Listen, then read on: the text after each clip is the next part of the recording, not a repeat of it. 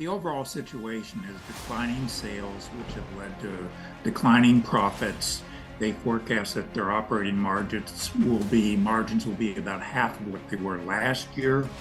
For the forecast for the rest of the year. Consumers grow in a surprising announcement that shakes the very foundations of the automotive industry. Carlos Tavares, the CEO of Stellantis, has pulled back the curtain on a shocking truth about the future of some of America's most iconic car brands. With an intensity that demands attention, he has revealed the fate of the once revered nameplates of Chrysler, Dodge, Jeep, and RAM. The implications of his revelations are nothing short of earth-shattering, and they're sure to reshape the very landscape of the industry. So what does this mean for the future of these beloved American brands? And how could the decisions made in the coming days and weeks shape their path? What's happening? In the high-stakes world of the automotive industry, the formation of Stellantis in 2021 was hailed as a game-changing event.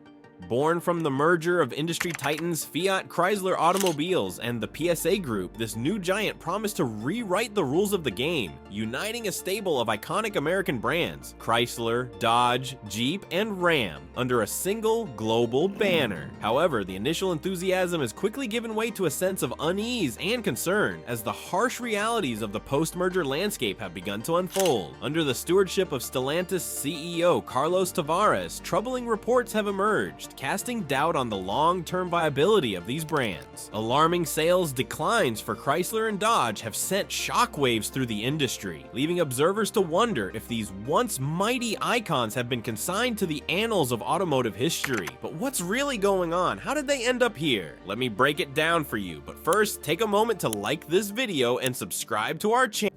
Dramatic turnarounds. Carlos Tavares has made quite a name for himself in the automotive world, primarily recognized for his knack for implementing strategic cost-cutting measures that have delivered impressive outcomes. Throughout his career at both PSA Group and Stellantis, Tavares has consistently focused on streamlining operations and trimming expenses, ensuring that his teams remain agile and effective in a competitive marketplace. Let's dig deeper into his journey and the results of his initiatives, as well as the controversy that sometimes shadows his methods. When Tavares took over at PSA Group, he was stepping into a whirlwind of financial chaos. The company was grappling with considerable losses and a tarnished reputation in the market, but rather than being daunted by the challenge, Tavares saw this as an opportunity to turn the tide. One of his primary achievements during this period was profitability restoration. Through an array of meticulously executed cost reduction initiatives, he not only stabilized the company, but revitalized its market standing. This phase marked a remarkable shift for PSA as it transitioned from a state of financial distress to a competitive and profitable entity. Tavares focused on rethinking processes and eliminating unnecessary expenditures. His approach involved assessing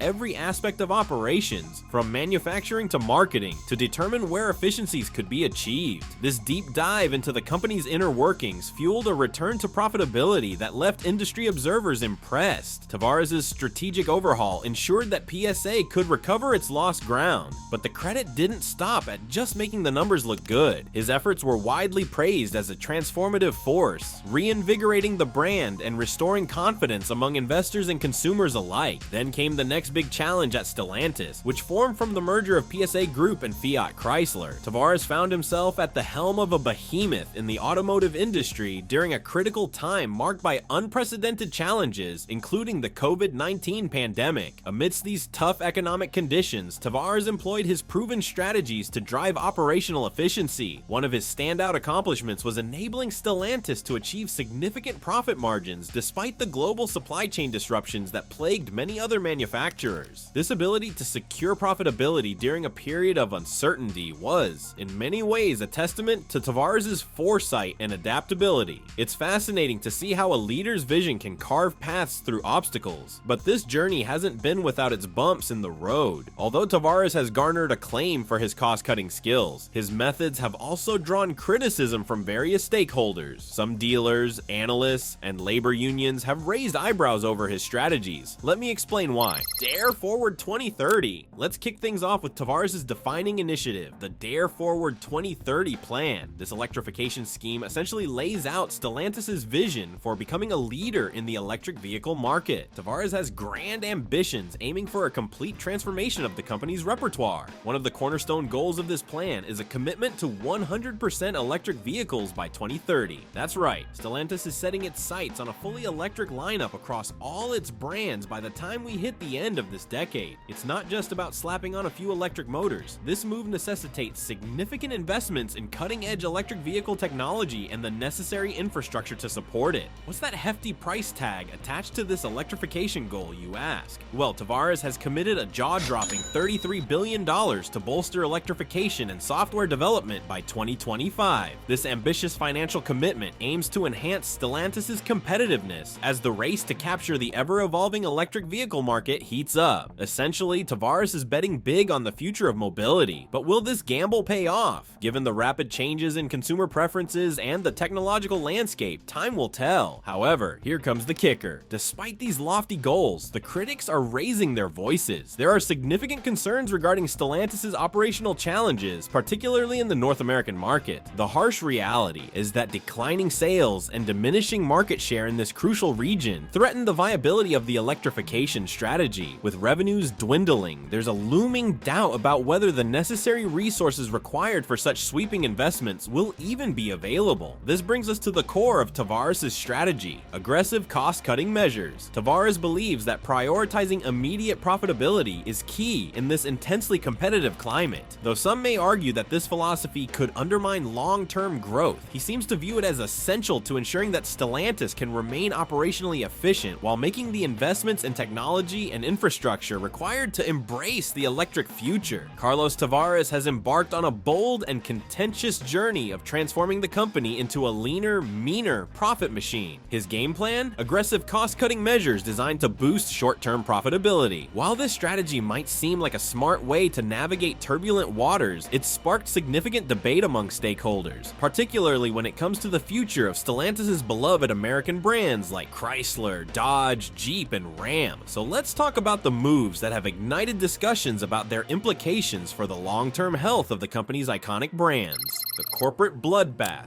Let's talk about layoffs. Stellantis isn't just cutting fat, it's trimming the workforce in a significant way. The company has announced a series of layoffs across various operations as part of a broader restructuring effort aimed at increasing efficiency and profitability. While the numbers may paint a picture of streamlined operations, they also tell a story of looming job insecurity. Labor unions and employees are understandably rattled by these announcements, raising alarms about job security and the negative impact on morale within the ranks. When workers are uncertain about their roles, it creates an atmosphere filled with anxiety, which can become a breeding ground for low productivity and dissatisfaction. The potential loss of skilled workers doesn't just hurt the individuals affected, it can have far-reaching consequences on the corporate culture and the company's ability to innovate moving forward. Then we have the deeply controversial plant closures. As part of the cost-cutting strategy, Stellantis has decided to shut down or scale back operations at several facilities. The halt of production at the Belvedere facility in Illinois stands out as a particularly contentious decision. On the one hand, this move is seen as a way to slash costs immediately. On the other hand, it raises eyebrows about the company's commitment to its long-term manufacturing capabilities. Closing plants might provide a temporary financial cushion, but will it also lead to a diminished ability to respond to market demands in the future? Critics argue that prioritizing short-term savings over sustainable investment in manufacturing technologies is a recipe for disaster. After all, if Stellantis wants to compete effectively in an increasingly electrified market, its manufacturing capabilities must adapt and evolve. Cutting corners now might come back to haunt them later. Then we have the reduction in marketing budgets, a move that seems counterintuitive, especially in a competitive market. To save costs, Stellantis has slashed the marketing budgets for its various brands, which could spell trouble for brand visibility and consumer engagement. This is particularly concerning for the lesser-known and struggling names like Chrysler and Dodge, which may rely heavily on strong marketing efforts to capture consumer interest. Is this the right time to dial down marketing when building brand strength can directly impact sales? Without adequate marketing support, these brands risk becoming overshadowed and forgotten in a crowded automotive landscape, potentially leading to further sales declines and eroding market share. It's a classic case of potentially saving a dime now, but losing a dollar down the line. Let's not forget the changes to dealer compensation, which have also raised eyebrows. Tavares has decided decided to modify the compensation structures for dealers, and this shift hasn't been met with cheers. Many dealers feel that these changes have jeopardized their ability to sell vehicles profitably, leading to dissatisfaction within the dealer network. When dealers are unhappy, it affects the entire chain of distribution, making it harder for Stellantis to move cars off the lot. If dealers are struggling to see returns on their investments, they may become less motivated to market and promote Stellantis vehicles actively. These cost-cutting initiatives have prompted a chorus of criticism from various stakeholders. Detractors argue that while trimming costs may provide a temporary boost to the bottom line, it does a disservice to the long-term health of Stellantis' iconic American brands. It's like taking a shortcut that appears to save time, but could actually lead to a dead end, leaving the company vulnerable in an already challenging lane. Profit over people. When it comes to Carlos Tavares' leadership style at Stellantis, one thing is crystal clear: he's got profitability on the brain. Tavares places a strong emphasis on profit margins over sheer sales volume, a strategy that has not gone unnoticed by analysts and industry watchers alike. But is this laser focus leading the company in the right direction or driving it off a cliff? Buckle up as we dive into the nuances of this approach and explore its implications, from declining sales figures to investor dissatisfaction. Let's start with those sales figures because, frankly, the numbers speak volumes. Literally, since Tavares took the helm, Stellantis has faced a stark reality in the form of significant declines in sales, particularly in the North American market. The numbers are indeed alarming. Reports show that sales have plummeted by 20% compared to previous years. For a company that has historically relied on robust performances, especially from its Jeep and Ram brands, this drop isn't just a blip on the radar, it's a warning sign. Jeep and Ram have been cash cows for Stellantis, and now they're struggling to keep pace with their competitors. This raises some critical questions. What's causing the downturn? Is it a temporary fluctuation, or does it signal deeper issues within the company? Tavares' declaration that high profit margins take precedence over large sales volumes is more than just corporate jargon. It's a mantra he lives by. He firmly believes that focusing on maintaining those robust profit margins is more crucial than simply pushing out more units. Sure, this strategy might yield immediate financial gains, presenting a favorable picture in quarterly reports. However, there's a significant catch. This mindset can create distance between the company and its consumer base. If customers start feeling like they're not getting enough bang for their buck, they might very well look elsewhere. Competitors who offer more value for similar or lower price points could easily snatch away market share.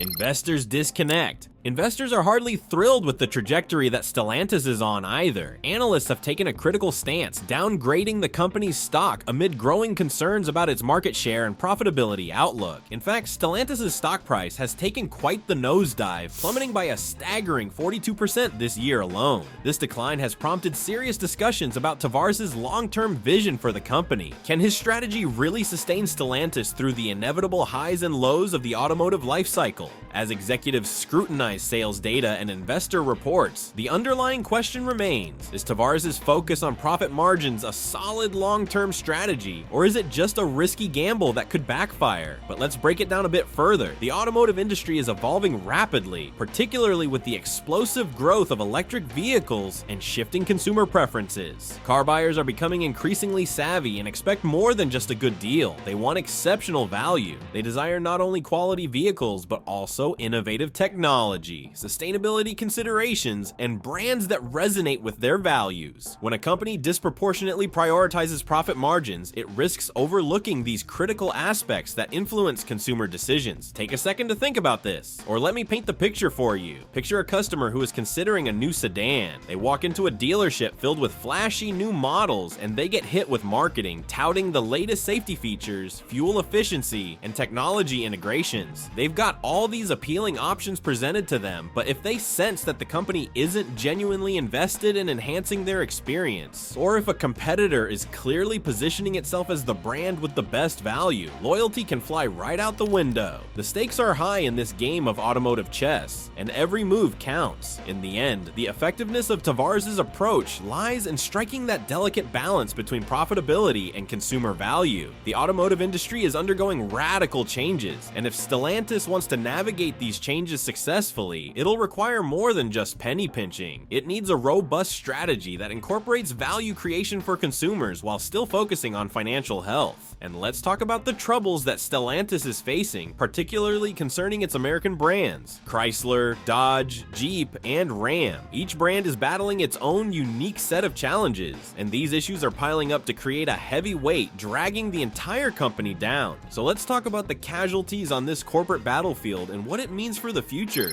Chrysler. Chrysler is in a precarious situation with its lineup reduced to just 2 models, the Chrysler 300 sedan and the Pacifica minivan. This drastic shrinkage signifies a troubling strategy that leaves consumers with few choices. The 300, which was once a proud emblem of American luxury, is struggling to maintain its appeal in a market that has moved on. Meanwhile, while the Pacifica is a well-engineered minivan, it's simply not enough to uphold the brand's rich legacy. The brand is losing its once cherished status as a go-to choice for American families, and there's a sense of urgency as it faces a dwindling customer base. Adding fuel to the fire, there's a growing perception among consumers that Chrysler vehicles are priced way too high for what they deliver. This perception hasn't just affected sales, it's a lingering sentiment that's haunting their prospects. People are looking at the price tags on these models and shaking their heads in disbelief, especially when competitors are stepping up their games by offering more features at equal or even lower price points. The result? Chrysler is getting left behind as potential buyers flock to brands that not only provide better value, but seem to understand what today's consumers really want. To make matters worse, the company has shown a troubling lack of investment. Although there have been various proposals aimed at revitalizing and expanding the Chrysler lineup, management has, for the most part, turned a blind eye to these suggestions. This hands-off approach means there's little hope for fresh models or innovative technology that could reignite interest. Without new offerings to capture attention, Chrysler is becoming increasingly vulnerable to the rapid shifts in market demands and the preferences of an ever-savvy consumer base that craves variety and innovation.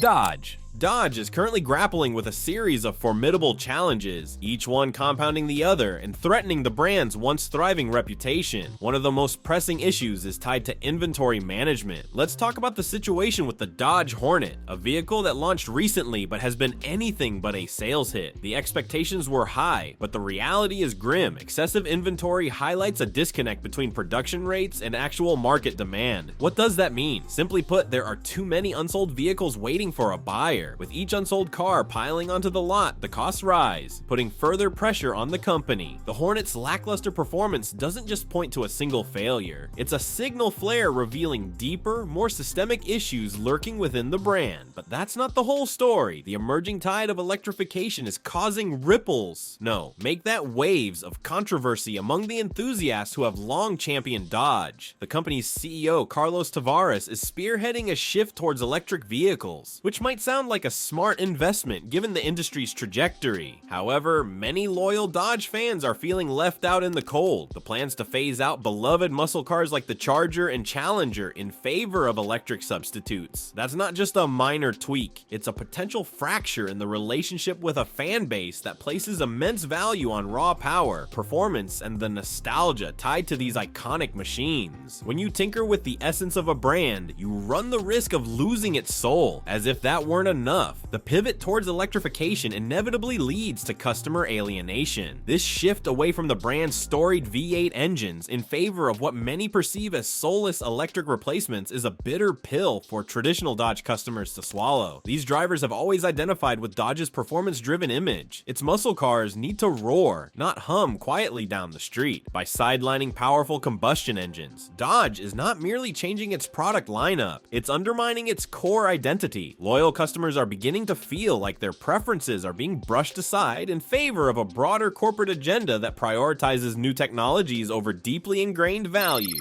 Jeep. Now, we all know that Jeep is making headlines for all the wrong reasons. One of the biggest issues is the significant price hikes that have been rolled out across several of its most popular models, such as the iconic Wrangler. These increases aren't just minor tweaks. They're turning Jeep vehicles into luxury items that the average consumer can no longer afford. With these price escalations, Jeep risks shutting the door on many potential buyers, severely limiting market reach. When the price tags climb without a corresponding enhancement in features, technology, technology or any groundbreaking changes. It sends a worrying message that Jeep might be losing its competitive edge in an overwhelmingly crowded SUV market. To complicate matters further, as new Jeep models become increasingly unaffordable, a shift is taking place in consumer behavior. There's been a noticeable boom in the used car market, particularly with the Jeep Wrangler, a vehicle that used to symbolize rugged adventure and freedom. The growing demand for used models suggests a clear trend. Buyers are seeking alternatives to costly new models that have crossed the line into the realm of the prohibitively expensive. Sure, this surge in used vehicle sales might provide a temporary boost for Jeep, but it also underscores a troubling narrative. More potential buyers are choosing to sit on the sidelines, opting out of new purchases altogether. In this scenario, Jeep isn't just looking at declining sales, it's witnessing a shift in how consumers perceive their brand. And let's not forget the elephant in the room: intense competitive pressures. The market is boiling over with rivals eager to grab a piece of the action. Take the Ford Bronco for instance. It has gained serious traction with consumers, captivating attention thanks to its perfect blend of rugged charm and modern features. While competitors are innovating, Jeep finds itself in a tough spot. As alternatives emerge that are appealing in both aesthetics and pricing, Jeep must play its cards right. The urgency to adapt and respond quickly has never been higher, because if it fails to do so, the brand risks not just losing a slice of the market, but potentially watching its stake dwindle as customers flock to fresher, more exciting options.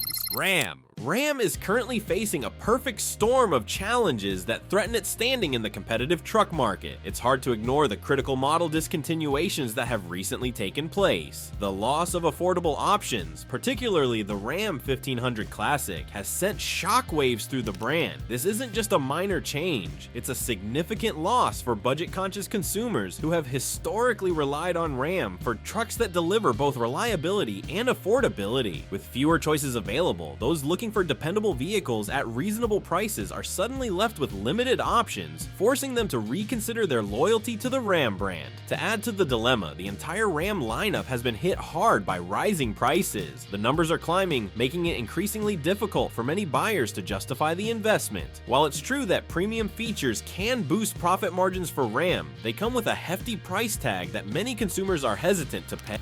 What about the average buyer who might have considered a new Ram just last year? These escalating costs are putting Ram out of reach for countless potential customers. The reality is stark. Without a compelling reason to spend more, many drivers will think twice before committing to a purchase. This dilemma leads directly to significant affordability issues that affect a wide spectrum of buyers. The cumulative effect of these price increases across all of Ram's offerings is creating a bleak landscape for truck enthusiasts. They're facing ballooning costs with no corresponding rise in value or utility that makes the choice easier. As the landscape shifts, it's clear that many are beginning to seek alternatives. Competitors who can offer better pricing structures or financing options that feel more feasible. The question hangs heavy: will Ram be able to turn this ship around before it's too